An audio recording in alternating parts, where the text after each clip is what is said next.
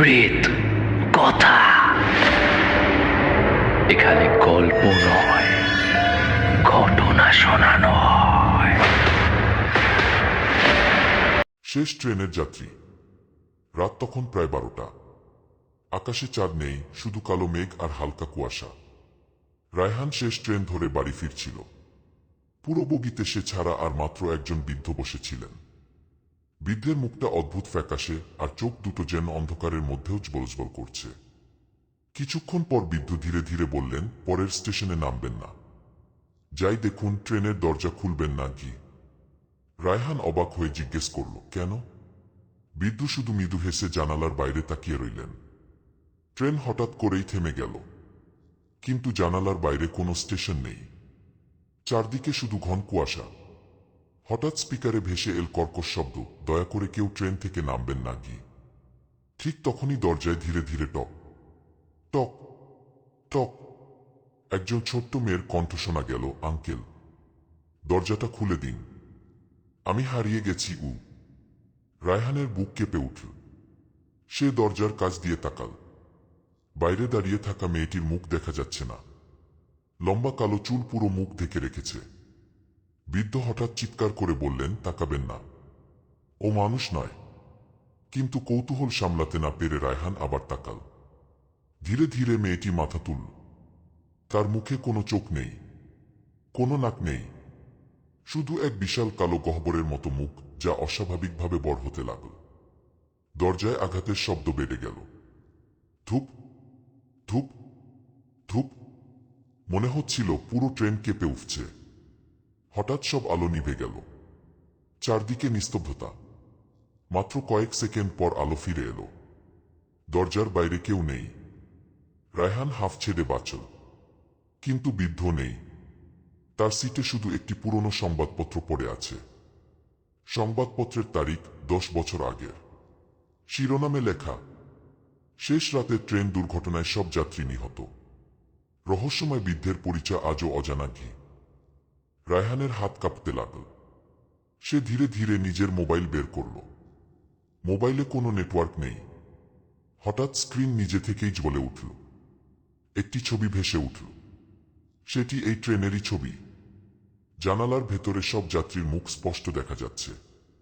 আর তাদের মাঝখানে বসে আছে রায়হান। কিন্তু সে জানে এই ছবিটি আজ তোলা নয়। কারণ ছবির নিচে তারিখ লেখা, 14 জুলাই 2016।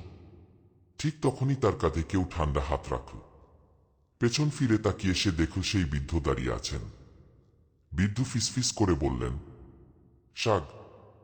ফোনটি উদ্ধার করার পর পুলিশ সেটি থানায় নিয়ে যায়। আশ্চর্যের বিষয়, ভাঙা ফোনটি চালু হওয়ার মতো অবস্থায় ছিল না।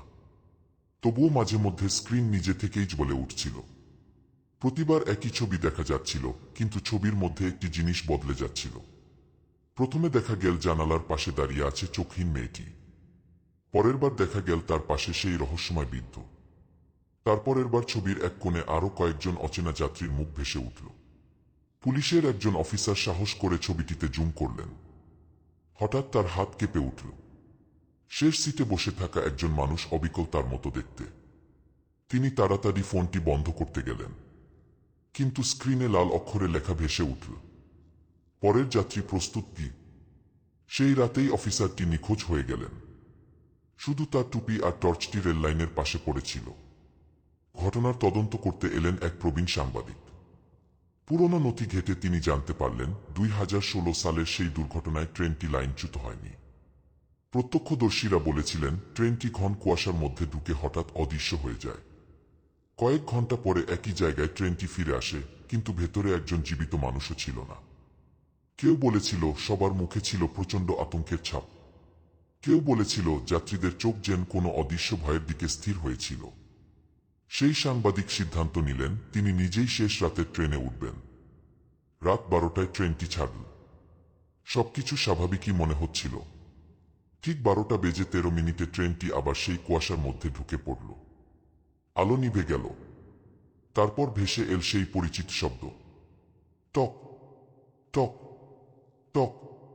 দরজার ওপাশ থেকে ছোট্ট কণ্ঠস্বর, দয়া করে দরজাটা খুলুন, আমি একা।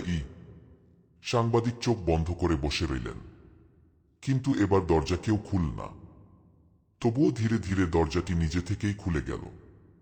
বরফের মতো ঠান্ডা বাতাস পুরো বগিতে ছড়িয়ে পড়ল। সাংবাদিক চোখ খুলতেই দেখলেন দরজার সামনে কেউ নেই, কিন্তু মেঝেতে ভেজা পায়ের ছাপ তৈরি হচ্ছে। একটি, দুটি, তিনটি। পায়ের ছাপগুলো ধীরে ধীরে এসে তার সামনেই থেমে গেল। তারপর তার কানে খুব কাছে একটি ফিসফিস শব্দ শোনা গেল। এবার তোমার পালা দি। পরদিন সকালে ট্রেনটি যথারীতি স্টেশনে পৌঁছাল। সব যাত্রী নেমে গেল, কিন্তু সাংবাদিককে আর কেউ খুঁজে পেল না। শুধু তার ক্যা